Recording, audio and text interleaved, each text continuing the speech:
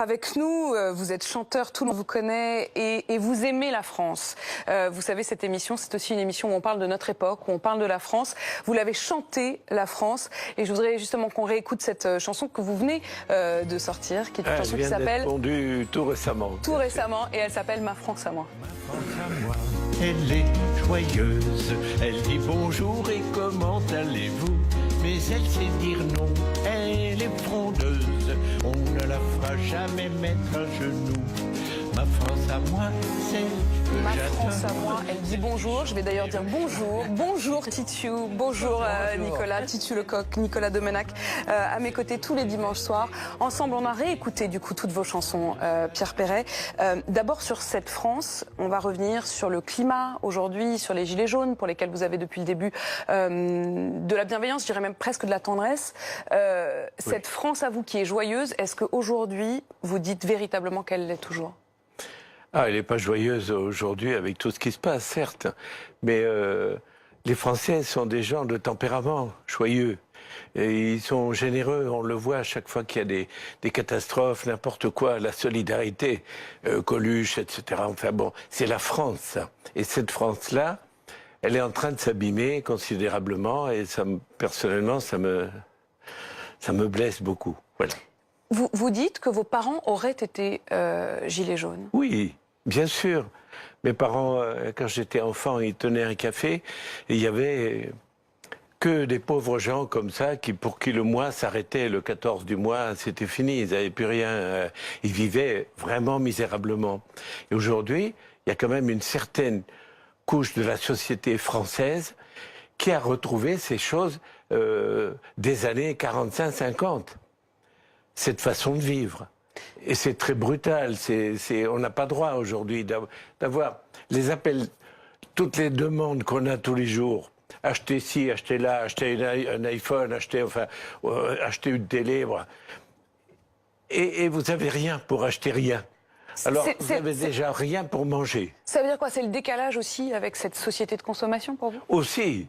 C'est, à mon avis, c'est un grand schisme et qui est une grande farce, une mauvaise farce, ça, d'inciter les gens sans arrêt à profiter du luxe, de tas de choses. Et déjà, s'ils n'ont rien dans l'assiette que des nouilles et du riz, eh bien, c'est un peu... Arrêtons de les narguer, vous voulez dire, avec finalement ce luxe auquel ils n'ont même pas accès? Oui, oui, oui, je suis sûr que c'est quelque part une agression qu'on leur fait. Et je trouve pas ça bien. Je voudrais qu'on revienne sur votre mot. Vous disiez la France, elle est en train d'être abîmée. Elle est abîmée par cette misère que vous décrivez. Vous dites d'ailleurs que la misère est patiente. Oui. Qu'en gros, elle a enduré beaucoup, qu'elle sort beaucoup. Bien sûr.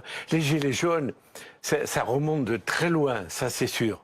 Mais aujourd'hui, dans l'époque dans laquelle on vit, c'est pas humain de voir ce qui se passe. Parce que, vous savez... On a arrêté beaucoup de gens qui ont fait des déprédations de toutes sortes partout. C'est pas les gilets jaunes. Les casseurs, ils les connaissent. Il y a plein de gilets jaunes en tôle à chaque fois après les manifestations du samedi. J'ai encore jamais vu de casseurs en tôle. Vous avez le sentiment du coup qu'ils payent pour les casseurs? Bien sûr. Mais parce que quand vous dites... Pour moi, la France est aujourd'hui en train d'être abîmée. C'est pas les casseurs pour vous qui abîment, c'est presque la souffrance. C'est-à-dire que...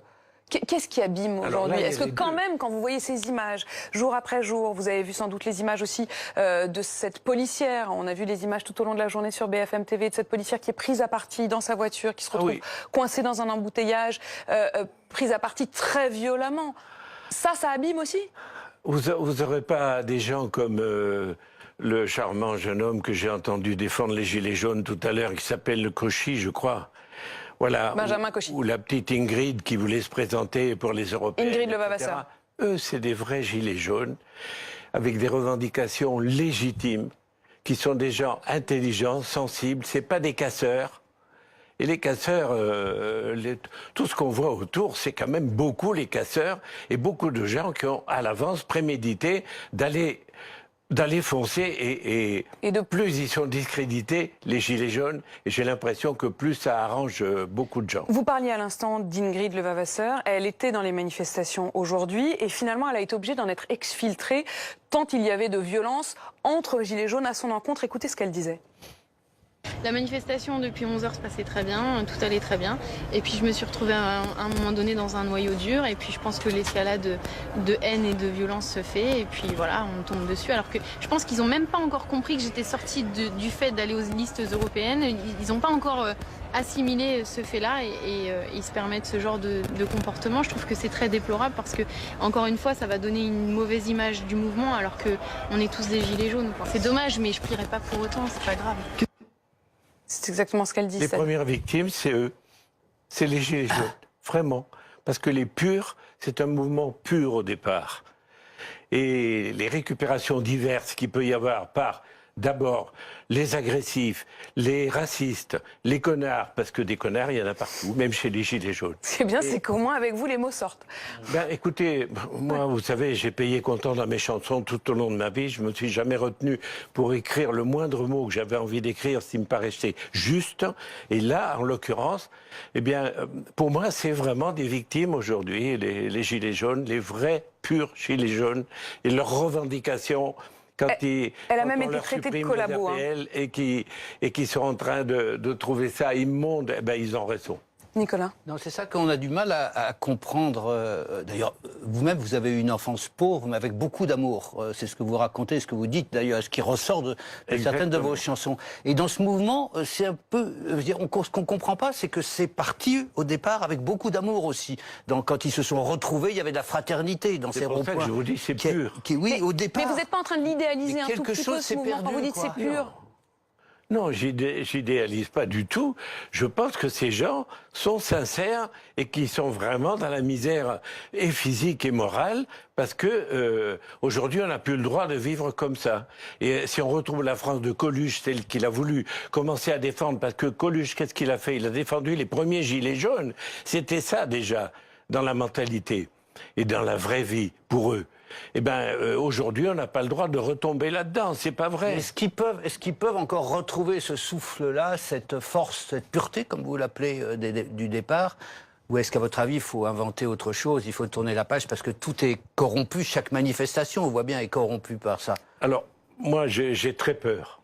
J'ai très peur parce qu'ils sont en train de se faire récupérer par des tas de salopards à droite, à gauche, et qu'on fait l'amalgame à la fin. Moi, je rencontre que des gens qui me disent « Oh, maintenant, il y en a marre, ils cassent les vitrines, ils font ci. » De toute façon, tout le monde fait l'amalgame, c'est eux. C'est les Gilets jaunes. Alors que on est en train, justement, de semer des petits cailloux pernicieux autour d'eux pour justement les écarter, annihiler leur mouvement, qui est un mouvement nécessaire aujourd'hui. C'est nécessaire. Comment on fait, du coup, pour justement prendre sa distance avec ceux que vous appelez les connards, dont vous dites qu'ils se sont en quelque sorte infiltrés dans le mouvement? Comment est-ce que les Gilets jaunes, dont vous dites qu'au départ il y a quand même une pureté et une nécessité même de revendication, comment est-ce qu'ils font? Est-ce qu'il faut qu'ils inventent autre chose? C'est, je pense, le sens de la question de Nicolas qui dit, au fond, semaine après semaine, ces manifestations le samedi, ça marche plus, il faut trouver autre chose. Alors, vous savez, s'ils ne sont pas aidés par ce gouvernement, ils s'en sortiront jamais. Mais d'être aidés, pour eux, c'est être récupérés. Ils ne veulent pas être récupérés. Voilà. Donc, pour le moment, ils ont vraiment le cul entre deux chaises, là, et c'est très grave pour eux, parce que leur mouvement, qu'est-ce qu'on attend d'eux? Et le gouvernement, entre autres, j'en suis persuadé, c'est qu'ils s'essoufflent, qui perdent du poids, de la vitesse, et que finalement les casseurs qui sèment le trouble, etc., sont pas si malvenus que ça. C'est-à-dire qu'il y a beaucoup de casseurs en tôle aujourd'hui. Vous voulez dire que pour le gouvernement, c'est pas si mal qu'il y ait les casseurs, quoi? Ah, j'en suis persuadé, oui. Parce que ça décrédibilise le mouvement. Complètement. Et c'est pour ça que ça s'installe pour vous et qu'il n'y a pas véritablement de contrôle de la violence? Non, pas du tout. Et je pense que c'est pas un hasard. Titu. Et du coup, sur les casseurs, ça me fait penser à mai 68 et les étudiants qui étaient présentés comme des hordes de barbares qui mettaient Paris à feu et à sang. Le fait que là, il n'y ait pas de grève générale, de très grosses manifs, moi, j'ai pas vécu mai 68. J'ai l'impression qu'il y avait quelque chose de festif et de très national qui se passe pas là avec les Gilets jaunes. Les gens les soutiennent dans les sondages, mais derrière en mobilisation, pour faire plier le gouvernement, c'est compliqué quand même. On ne peut pas faire de comparaison avec mai 68. J'ai connu mai 68. Je chantais déjà en mai 68. Mais mai 68, je vais vous dire, les gens s'emmerdaient. Ouais. C'est tout. Là, ils souffrent. Et tous C'était les presque gens- un truc d'enfant gâté? Oui, oui, beaucoup. Ah oui, quand même. C'est pas Cohn-Bendit et les gars qui étaient des miséreux autour de lui, ses copains et tout ça. C'était pas du tout ça. Mais globalement, vous dites que c'était un peu une révolution d'enfant gâté, quoi. Alors qu'aujourd'hui, à l'inverse, Aujourd'hui, ça c'est n'a de rien ceux, à voir. c'est des vraiment miséreux. des gens qui n'en peuvent plus de jamais partir en vacances, de ne pas pouvoir acheter des pompes à leurs gosses et de ne pas pouvoir mettre quelque chose dans la marmite qui soit plus consistant que des nouilles. Voilà. Vous avez dit s'ils ne sont pas aidés par le gouvernement. Est-ce que la réponse, malgré tout, du gouvernement d'Emmanuel Macron, qui a mis 10 milliards sur la table, est-ce que vous estimez que ça ne suffira pas? C'est quoi? C'est comme mettre un couvercle sur une marmite? À peu près. C'est à peu près. L'image est bonne, je la prends. Oui. Vous savez, si jamais ils se taisent aujourd'hui, ça va arranger beaucoup de gens, c'est sûr. Et vous voudriez que le gouvernement change quoi, par exemple? Vous avez le pouvoir de dire Emmanuel Macron ne fait plus ceci ou fait cela. Alors Vous écoutez, voudriez vous quoi? savez ce qu'ils ont fait après, à la sortie? Ils ont été déjà récupérés, les accords de Grenelle après mai 68. Bon, mais Donc déjà, on peut ils ont quand même un doublé. peu comparer. Vous y revenez. Oui, non, parce que pour sortir Ouais. de ce marasme dans lequel De Gaulle se trouvait à ce moment-là, et ça lui plaisait pas beaucoup, Non, ils on ont imagine. doublé le SMIC à ce moment-là. Et ça s'est calmé. Essayez de doubler le SMIC aujourd'hui, vous allez voir. Si on, Vous a- ouais, si on doublait le SMIC, vous pensez que pour le coup, ça s'arrêterait? Oui. Déjà, quand ils ont dit, bon, allez, d'accord, ça vous met en colère, eh bien, l'essence, on n'y touche plus, très bien. Et puis après, on va vous donner un petit peu plus comme ça, voilà, un petit peu de comme ça. Et non, ils ont fait que des petits peu. Et quand ils ont commencé à toucher aux retraites, des gens qui ont bossé toute leur vie, qui touchent une retraite minime, ils leur enlèvent encore là-dessus. Et quand les APL, c'est une honte, les APL. Je suis désolé, moi. C'était un mauvais signal. C'était en Mais plus. oui, vous pouvez peut-être pas le dire ici, mais moi je m'en fous. je Ah le non, dis. mais on peut dire tout ce qu'on veut. C'est précisément un espace de liberté. Allez-y, Pierre Perret. Eh ben voilà, mon espace de liberté, c'est de dire ces choses-là. Et ça, c'est honteux. On ne peut pas laisser perdurer ça. C'est pas vrai. Il faut remettre les choses d'équerre et faire retrouver de la dignité aux gens. C'est tout. De la dignité. C'est exactement là-dessus que je voulais revenir, parce que vous dites que vos parents auraient pu être gilets jaunes, qu'ils ont vécu cette situation où on n'a plus un sou le 15 du mois, où on travaille 15 heures par jour et où on ne s'en sort pas. Oui. Pourquoi est-ce que, à la génération de vos parents, je dirais pas qu'on s'en contentait, mais on courbait les chignes, et aujourd'hui, au contraire, on le refuse? Alors, je vais vous expliquer, puisque je l'ai vécu aussi.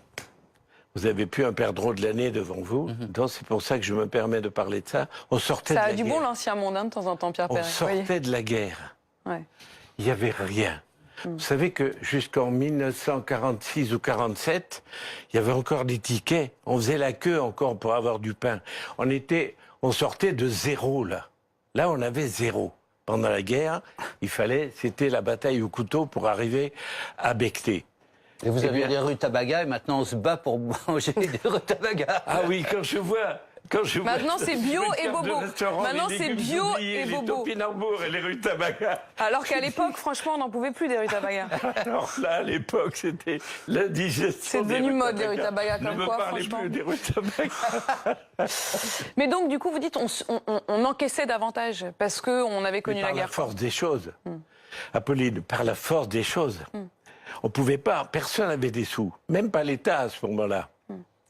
Aujourd'hui, vous avez le sentiment que c'est un mouvement aussi contre le président des riches, c'est-à-dire que en prenant ce genre de mesures, comme vous disiez à l'instant, c'est-à-dire la baisse des APL parallèlement à la suppression de l'ISF, est-ce que pour vous c'est ce qui a mis, parce qu'on se demande qu'est-ce qui a mis le feu aux poudres, qu'est-ce qui a été, si tout cela couve depuis si longtemps comme vous le dites, Ils ont enchaîné les maladresses.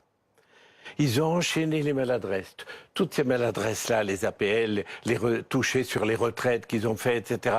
Ils ont fait des cadeaux, mais pas aux pauvres. C'est aux pauvres qu'ils ont pris le plus tout au long des dernières années. Et ces gens-là, comment voulez-vous qu'ils se défendent s'ils ne descendent pas un jour dans la rue pour dire on veut pas les entendre? Mais vous dites ça fait très longtemps. Vous dites ça fait longtemps que ça couve. Oui. Et du coup, si ça couve depuis si longtemps, pour vous, quelle est l'étincelle? Quel est le moment où on se dit c'est plus possible? Eh ben, ils ont loupé le coche quand ils ont fait des revendications simplement avec le carburant. Ils leur auraient accordé ça. Et finalement, ils ont là. traîné. Voilà. Même peut-être ça, simplement, ils l'auraient remis sur les rails et peut-être tout le monde se serait écrasé. Quand ils ont dit non, qu'ils ont voulu être inflexibles comme ils l'ont été, eh bien, personnellement, quand j'ai vu ça, j'ai dit, ils vont le payer. Ils vont le payer. Et c'est vrai que quand une révolte couve, le jour où le couvercle saute, eh ben, on ne sait plus où ça s'arrête. On ne Vous sait plus où devriez ça être s'arrête. conseiller à l'Élysée. Hein. Ouais. Vous devriez lui parler au président. Oui, mais alors voilà, vous avez un discours sur les gilets jaunes. Vous comprenez la misère, etc. Très dans le soutien et très dans l'humain. Mais Est-ce oui, que je vous l'ai connue, trouvez je la pas connais. que parmi vos collègues artistes, voilà, on les entend pas trop sur le sujet, quoi. Du côté du peuple, on les entend pas. Ben, vous savez, parce qu'il y a des gens qui ont peur pour leur carrière. Moi, j'ai peur de rien, je m'en fous. Moi, j'ai fait un grand tour déjà. Et vous ne trouvez pas que depuis- c'est décevant de ne pas avoir voilà, des artistes, des Si. musiciens, des Si. auteurs qui soient Si, aux si. côtés des Mais gens je qui l'ai été manifestent? déjà par les artistes sur des tas d'autres sujets. Vous savez, moi, j'ai écrit des tas de chansons qui n'étaient pas sans risque. Oui. La Sur bête les est migrants. revenue, Lily, la femme grillagée, sur tous les sujets, chaque fois que quelque chose m'a paru injuste, énervant, insupportable, je l'ai écrit. Et d'ailleurs, cet album, le dernier, là, je suis pas là pour vendre cet album. Non, mais de fait, Mais si on écoute jusqu'au vos bout, chansons, je c'est dis toujours- effectivement, notamment sur les attentats, des chansons sur les attentats, des chansons sur les femmes voilées. Cette chanson que vous écrivez, vous dites femme voilée, ça c'était en 2010. Quand la femme est grillagée, toutes les femmes sont outragées. Ça, Ben c'est oui. aussi, ça a toujours été des chansons très engagées. Oui. Et je voudrais justement, avant qu'on fasse une petite pause, qu'on réécoute Lily, parce que Lily, précisément, c'est sur le pays de Voltaire. Et on marque ensuite une pause. Lily. Elle arrivait des Somalies, Lily, dans un bateau plein d'émigrés qui venaient tous de leur plein gré vider les poubelles à Paris. Elle croyait qu'on était égaux, Lily, au pays de Voltaire et d'Hugo, Lily. Mais pour